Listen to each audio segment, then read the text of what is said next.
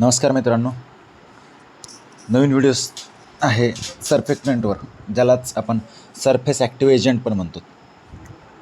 तुम्हाला माहीत असेल निरमा वगैरे. तर निरम्यामध्ये जे बारीक बारीक कणं राहतात ते म्हणजेच सर्फेक्टंट्स, जे की आपल्या कपड्यावर लागलेले डाग वगैरे काढू शकतात. त्यालाच आपण सर्फेक्टंट म्हणत असतो. तर सर्फेक्टंट काम कसं करतात बघा. इथं दाखवलं आहे का, हे त्याची शेपूट आणि हे समोरचं टोक गोल. तर हे प्रकारचे जे याला राहतात त्यालाच आपण सर्फेक्टंट म्हणतो. आणि हे आपल्या निरम्यामध्ये, साबणीमध्ये जे काही आपण साफ करण्यासाठी वापरतो त्या प्रत्येक ह्याच्यामध्ये असतं ते. ओके, तर सर्फेक्टंट याला म्हणतात आणि हा चॅप्टर आपण शिकणार आहोत. त्याच्या अगोदर आपल्याला काही गोष्टी माहीत पाहिजेत की हा सर्फेक्टंट कसा दिसतो. तर सर्फेक्टंट असा दिसतो आणि याच्यामध्ये जो हा शेपटीसारखा भाग दिसायला, ज्याला आपण टेल म्हणतो, शेपूट, त्याला आपण हायड्रोफोबिक असते ती. आणि जो गोल पार्ट आहे समोरचा तो हायड्रोफिलिक असतो. फिलिक म्हणजे काय, हायड्रो म्हणजे काय, पाणी. आणि इकडे पण हायड्रो आहे, हायड्रोफोबिक, हायड्रोफिलिक. हायड्रो म्हणजे पाणी, फिलिक म्हणजे लवर, पाण्याचा लवर. म्हणजे पाण्यात जर तुम्ही याला टाकलं तर याचा जो समोरचा पार्ट आहे का, हा गोल, हा पहिले पाण्याच्या कॉन्टॅक्टमध्ये येतो. हे तुम्हाला इथं दिसत असेल. ओके, आणि ही शेपूट बाहेरच राहते, ज्याला की आपण हायड्रोफोबिक पार्ट म्हणतो. ओके, आणि या सर्फेक्टंटमध्ये म्हणजे या निरम्याच्या कणामध्ये जो समोरचा पार्ट राहतो तो आयोनिक असू शकतो किंवा पोलार असू शकतो. इथे दाखवले त्याला पोलार हेड म्हणले आणि मागला जो पार्ट आहे त्याला नॉन पोलार हेड म्हणलेलं आहे. ओके, तर हे झालं सर्फेक्टंट बाबतीत. तर सर्फेक्टंट वापरतोच आपण आपल्या काही साफसफाईच्या कामासाठी. तर तो हा काम कसा करतो, तर काम याचं त्याच्या अगोदर सर्फेक्टंट आपल्या पाण्यामध्ये डिझॉल्व कसे होतात ते बघायचं आपल्याला. आपण जर आपला सर्फेक्टंट पाण्यात टाकला तर त्याचा पहिल्यांदा हे असा थर तयार होतो पाण्यावर आणि काही मॉलिक्युल्स मधात जातात पाण्यात. ओके, ऑइलमध्ये म्हणा, पाण्यामध्ये म्हणा. ते गेल्यानंतर काय होतं, त्यांच्या मायसेलीज फॉर्म होतात. इथं दाखवलं आहे बघा. समजा पाण्यामधले एखाद्या म्हणजे कपड्यावर डाग पडलेला आहे, तो डाग ऑर्गॅनिक आहे किंवा ऑइल आहे, तेल आहे, जे काही चिटकलेलं आहे त्याच्या भोवती या मायसेलीज हे सर्फेक्टंट असं एक जाळक तयार करतात, ज्याला की आपण मायसेलीज म्हणतो. ओके, आणि ह्या मायसेलीज फॉर्म तयार व्हायला सुरू होतात. तो जो टायमिंग असतो, ती जी पोझिशन असते ज्या टायमिंगला मायसेलीज तयार होतात त्याला आपण क्रिटिकल मायसेलिक कॉन्सन्ट्रेशन म्हणतो. ओके, आणि ह्या झाल्या सर्व काही बेसिक टर्म. अजून एक बेसिक टर्ममध्ये सगळ्यात मेन राहिले सरफेस टेन्शन. तुम्ही पाहिलं असेल पाण्याचा थेंब हा टाकल्यानंतर असा पुरेपूर नाही पसरत, त्याचा थेंब तो असा गोल राहतो पहिल्यांदा. तर सरफेस टेन्शन म्हणजे तेच आहे की इथं डेफिनेशन दिली ती वाचू एकदा. Surface tension is the elastic tendency of a fluid surface which makes it acquire the list surface area possible. म्हणजे जो पाण्याचा थेंब आहे, अशी त्या पाण्याचा थेंब म्हणजेच फ्लुइड सरफेसची अशी एक इलॅस्टिक टेंडन्सी असते की त्यानं कमीत कमी जागा व्यापावी. ओके, त्यालाच आपण सरफेस टेन्शन म्हणतो. आणि आपला जो निरमा झालं म्हणजेच आपला सर्फेक्टंट झाला, तो काय काम करतो, तर हे जे आहे आपल्या पाण्याचं सरफेस टेन्शन आहे ते कमी करण्यासाठी आपण वापरत असतो. ओके, आणि त्या मायसेलीज काय करत असतात, याच्यामधल्या मायसेलीज तयार होऊन त्या आपल्या याच्यामधला कचरा, कपड्यावरील असो की कशावरील असो, कचरा काढण्यासाठी काम करतात. ओके, तर आपण सुरुवातीपासून जाऊ. हे झालं सरफेस टेन्शन, जे तुम्हाला कळालं आहे. ओके, सरफेस टेन्शन बाबतीत त्याची डेफिनेशन आणि नेमकं ते कसं ॲक्ट होतं. मधले जे मॉलिक्युल्स आहेत त्याच्यात कोइझिव्ह फोर्स ॲक्ट होतो, बाहेरले इंट्राफेशियल मॉलिक्युल राहतात, याच्यात फोर्स ॲक्टिव्ह होतात. आणि याच्यानंतर आपण मेन आपल्याला पार्ट आहे सरफेस टेन्शनचा आणि सर्फेक्टंटचा आणि फॅक्टर्स अफेक्टिंग त्याचं क्लासिफिकेशन, सर्फेक्टंटचं क्लासिफिकेशन.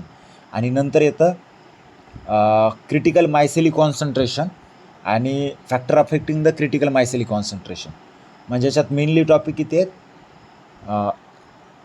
सर्फेक्टंटचं क्लासिफिकेशन आणि क्रिटिकल मायसिली कॉन्सन्ट्रेशन आपल्या सिलेबससाठी. ओके, तर सर्फेक्टंट मेनली काय असतो हे तुम्हाला कळालं आहे, ह्या डायग्राममधून कळून जाईल. हे सर्फेक्टंटचे मॉलिक्युल येतं. सरफेस टेन्शन कमी असल्यानंतर असे असतात, स्टॅबिलायझर डिस्पर्शन असलं तर असे असतात, आणि ते मधात गेल्यानंतर मायसेली फॉर्म करतात. पाण्यावर नंतर त्या पहिल्यांदा तरंगतात, नंतर मधात मिसळायला जातात. हे सर्व काही समजा सर्फेक्टंट काम करतात. तर आपण त्याचं क्लासिफिकेशन बघणार आहोत. इथून मेन आपल्या सिलेबसचा पार्ट सुरू होते. ओके, तर सर्फेक्टंटच्या क्लासिफिकेशनमध्ये 4 प्रकार येतात: ॲनायोनिक surfactant, कॅटायोनिक surfactant, amphoteric surfactant, non ॲनायोनिक surfactant. हे समजून घेण्यासाठी त्याच्या डायग्राम्स आपल्याला कळाल्या म्हणजे समजून जाईल. ओके, ॲनायोनिक सर्फेक्टंट म्हणजे हे तुम्ही बघत असाल, इथे एक डायरेक्ट उदाहरण दिले, उदाहरणानंतर आपण डेफिनेशन बघूत. ही अशी लॉंग चेन दिसत असेल अल्केनची, आणि नंतर समोर OR आहे.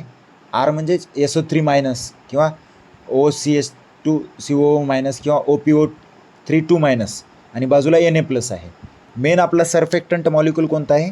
ही जी लांब शेपूट दिसायली आणि हा OPO3- किंवा OSO3- इथपर्यंतचा पार्ट म्हणजे आपला सर्फेक्टंट आहे. तर हा Na डिझॉल्व्ह होऊन जातो पाण्यामध्ये. मेन सर्फेक्टंट आपला इथपर्यंतच राहतो. ओके, ORपर्यंत. तर ORवर चार्ज कोणता आहे? निगेटिव्ह. म्हणजे हा कोणता सर्फेक्टंट झाला? ॲनायोनिक सर्फेक्टंट. हा काम काय करतो? तर आपल्या कपड्यावर लागलेली किंवा कचरा काढण्यासाठी जे काही वापरतो आपण साबण किंवा निरमा, त्याच्यामध्ये हा जो असतो, जर याच्यातला समोरचा शेंड्यावरला पार्ट हा निगेटिव्ह असला, आता इकडं डायग्राम आहे बघा, मी तुम्हाला दाखवतो. या डायग्रामचा रेफरन्स घ्यायचा.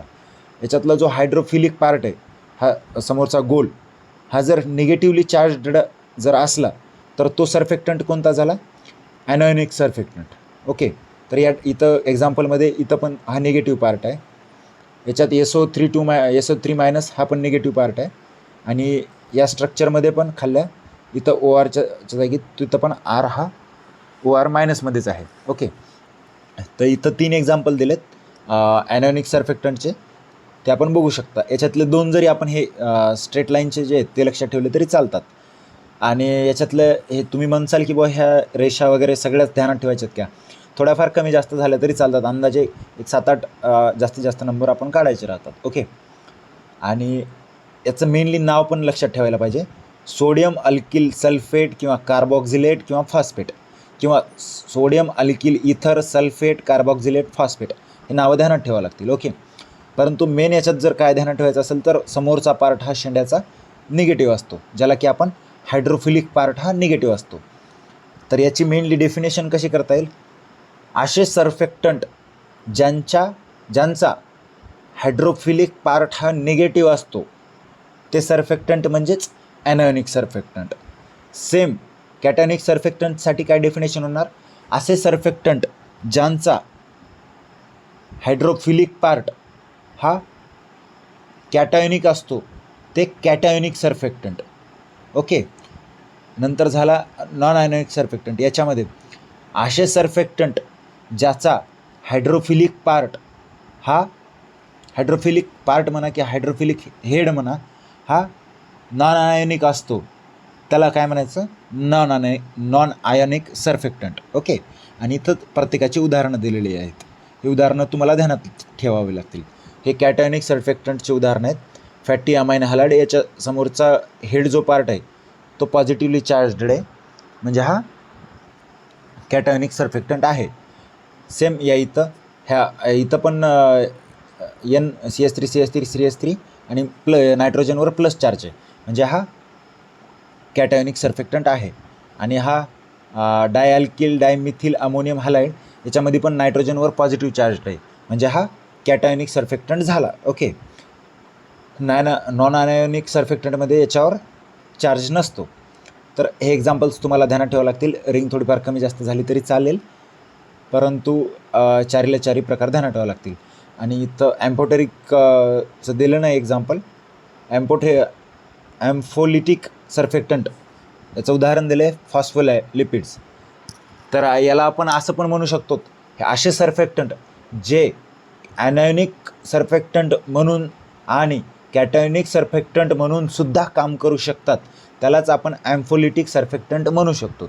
ओके, हे दोन्ही नेचर दाखवतात. ओके, हे झाले 4 टाईप आणि हेच आपल्याला क्लासिफिकेशन पेपरला येत असतं.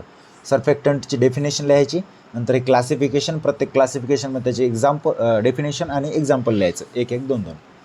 ओके, आता येतं क्रिटिकल मायसेलर कॉन्सन्ट्रेशन. तर हा पॉईंट कसा असतो हे बघण्यासाठी आपल्याला हे डायग्राम समजून घ्यावं लागेल. सुरुवातीला समजा पाणी आहे आणि त्याच्यामध्ये आपण सर्फेक्टंटचे मॉलिक्यूल टाकायलोत, म्हणजे आपण निरमा टाकायलोत. तर ते निरमा जसजसा टाकत जातील ते काय करतात, आपलं सरफेस टेन्शन डिक्रीज करत जातात. आता इकडं वाय ॲक्सिसला सरफेस टेन्शन पाहिजे. ओके, तर जसजसं आपण निरमा टाकत चालू, हे सरफेस टेन्शन हे तुम्हाला लाल लाईन दिसत असेल, कमी कमी होत चाललं आहे.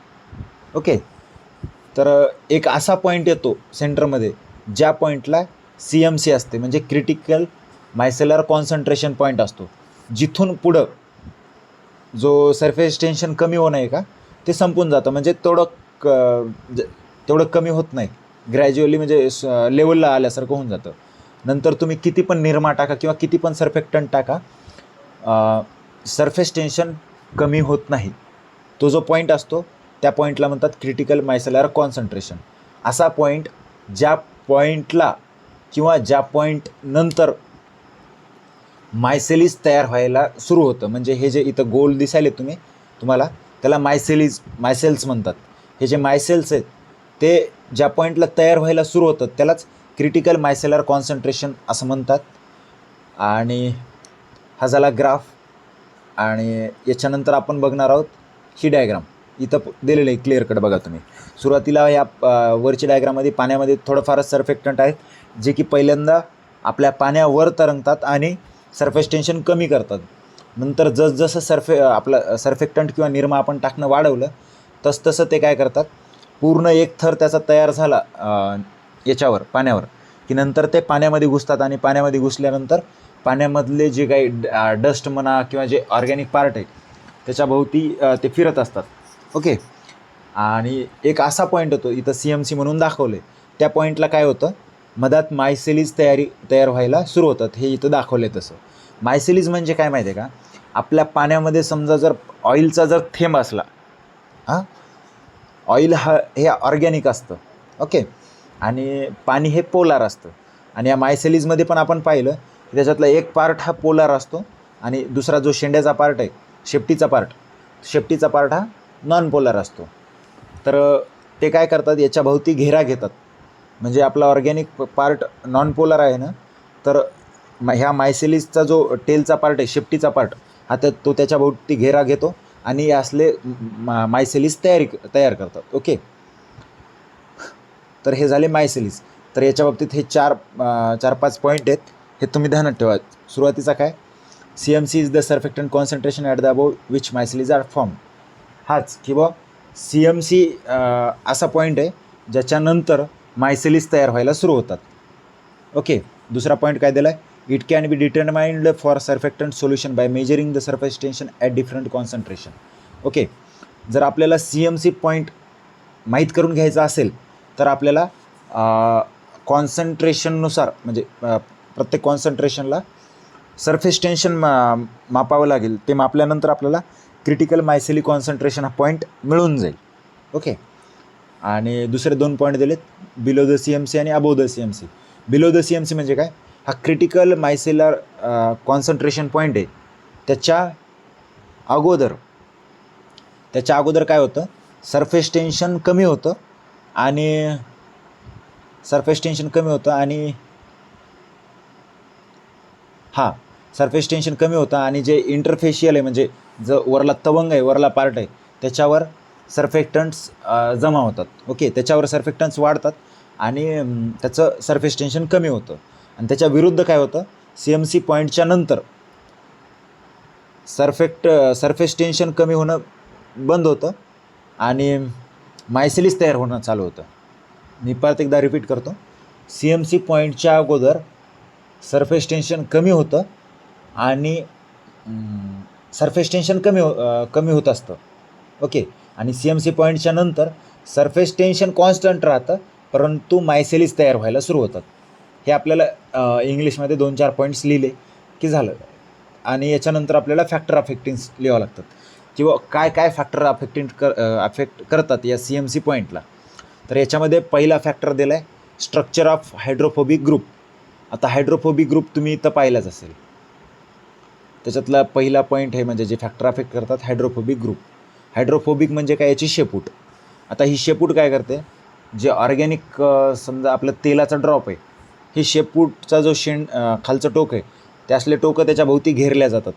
इथं तुम्हाला दाखवले असेल, हे इथं बघा, हे आपले जे सर्फेक्टंट आहेत त्याच्या जे शेपूट्स आहेत, ज्याला की आपण हायड्रोफोबिक पार्ट म्हणतो, ते काय करतात, त्या ऑर्गॅनिक कंपाऊंडला त्याच्या भोवती घेरा घालतात. ओके. तर मला सांगा, जर या शेपटीची लांबी जर वाढली तर काय होणार, ते मायसिलीस तेवढे बराबर तयार होणार नाहीत. ओके, हो की नाही. आणि नंतर क्रिटिकल मायसेलर कॉन्सन्ट्रेशन कमी होत जाईल. तर हेच आहे पहिला पॉईंट. काय आहे, या शेपटीवर डिपेंड आहेत. म्हणजेच काय, नेचर ऑफ हायड्रोफोबिक पार्ट. तर हायड्रोफोबिक पार्ट हा शेपूट असतो. तर नेचर ऑफ हायड्रोफोबिक पार्टमध्ये काय लिहायचं, as the length of hydrophobic part increases critical micellar concentration decreases. Okay. आता दुसरा पॉईंट काय होतो, तो डिपेंड करतो याच्यावर, हायड्रोफिलिक पार्टवर. तर हायड्रोफिलिक पार्टवर काय सांगितलं त्यांनी ते बघूत आपण. हां, ethene as increase in ethylene oxide chain, length of non ionic surfactant makes the molecule more hydrophilic and the CMC increases. Okay. तुम्ही या कंपाऊंडमध्ये पाहिलं असेल बघा, इथिलीन ऑक्साईड्स आहेत त्याच्यात, म्हणजे CH2CH2O, CH2CH2O, CH2CH2O आहे त्याच्यात, म्हणजे यालाच आपण इथिलीन ऑक्साईड म्हणतो. हे इथिलीन ऑक्साईड जसे वाढले तसे ते काय करतात, म्हणजे हे शेपटीचा पार्ट आहे ना, इथिलीन ऑक्साईड झालं, हा शेपटीचा पार्ट आहे. ते जर इथिलीन ऑक्साईड जर वाढले तर आपल्या जो काही याचा पार्ट आहे, हायड्रोफिलिक पार्ट आहे समोरचा गोल, त्याचं नेचर वाढवतात आणि CMC वाढवतात. ओके. तर हा झाला दुसरा फॅक्टर. ओके. तर आणि तिसरा फॅक्टर आता काउंटर आयन. काउंटर आयन म्हणजे काय, जे काही आपले ऑर्गॅनिक ड्रॉप म्हणालो तुम्हाला मी, तेलाचा थेंब, जे की समजा पाण्यात पडलं तर तो तेलाचा थेंब म्हणजे काउंटर आयन. म्हणजे आपण सर्फेक्टंट्स टाकलेत का, ते सर्फेक्टंट्स काय करतात, त्या काउंटर आयनच्या भोवती घेरा घेतात. ओके. तेलाचा थेंब म्हणजे काउंटर आयन. मग तेलाच्या थेंबाच्या भोवती घेरा घेताना आपले जे काही मधला जर पार्ट जर ऑर्गॅनिक असेल, काउंटर आयन म्हणजे तेलाचा थेंब जसा, त्याच्या भोवती जर सर्फेक्टंट्स आयोनिक जर आले तर CMC कमी होते. आता या गोष्टी काही लक्षात ठेवाव्या लागतील. याच्यामागं कारण सांगता आलं असतं, परंतु कारण काय सांगता येईल आपल्याला, की बाबा जो काही ऑर्गॅनिक पार्ट राहतो तो नॉन पोलर असतो, आणि आपण आयोनिक सर्फेक्टंट टाकले म्हणजे त्याचा जो काही शेंड्याचा पार्ट राहतो तो आयोनिक राहतो, आणि जे की कॉम्बिनेशन जमत नाही. नेचरचा नियमच आहे, लाईक. त्याच्यामुळं हे पॉसिबल नाही होत. ऑर्गॅनिक पार्ट हा नॉन पोलर असतो, आणि आपले आयोनिक सर्फेक्टंट्स घेतले तर मग ते काही पॉसिबल होत नाही. परंतु इनऑर्गॅनिक जर काउंटर आयन असला, म्हणजे जे काही पाण्यामध्ये समजा इनऑर्गॅनिक काउंटर आयन असला मधात एखादा ड्रॉप, त्याच्याभोवती जर आपण आयोनिक सर्फेक्टंट नेले तर ते बराबर मायसेलीज फॉर्म करू शकतात, आणि क्रिटिकल मायसेलर कॉन्सन्ट्रेशन हे वाढू शकतं. ओके. आता नंतरचा झाला ॲडिशन ऑफ इलेक्ट्रोलाइट. इलेक्ट्रोलाइट जर आपण म्हणजे आपण पाण्यामध्ये सर्फेक्टंट टाकतोय म्हणजे निरमा टाकतोय, आणि जर आपण इलेक्ट्रोलाइट जर टाकला तर आपलं क्रिटिकल मायसेलर कॉन्सन्ट्रेशन कमी होतं. ओके.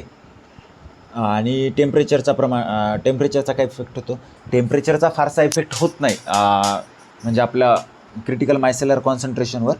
परंतु एक थोडाफार एक पॉईंट आहे की बा at temperature up to cloud point there is an increase in micellar size and corresponding decrease in CMC. म्हणजे सेम इलेक्ट्रोलाइट ॲड केला काय आणि टेम्परेचर वाढवलं काय, सेम इफेक्ट होतं, किंवा क्रिटिकल मायसेलर कॉन्सन्ट्रेशन कमी होतं आणि मायसेलर साईज वाढते. दोन्हीमध्ये पण सेमच आहे. ओके. हे झालं इफेक्ट ऑफ टेम्परेचर आणि रिव्हर्स मायसेल्स. आता हे बघा, आपण आत्तापर्यंत अभ्यास काय केला की बा पाण्यामध्ये तेलाचा थेंब पडला आहे. समजा तेलामध्ये पाण्याचा थेंब पडला आहे, तर आता पाणी काय झालं, पोलार आहे. ओके. तर मग त्या पोलारच्या बाजूला येणारा पार्ट पण कोणता पाहिजे, पोलार.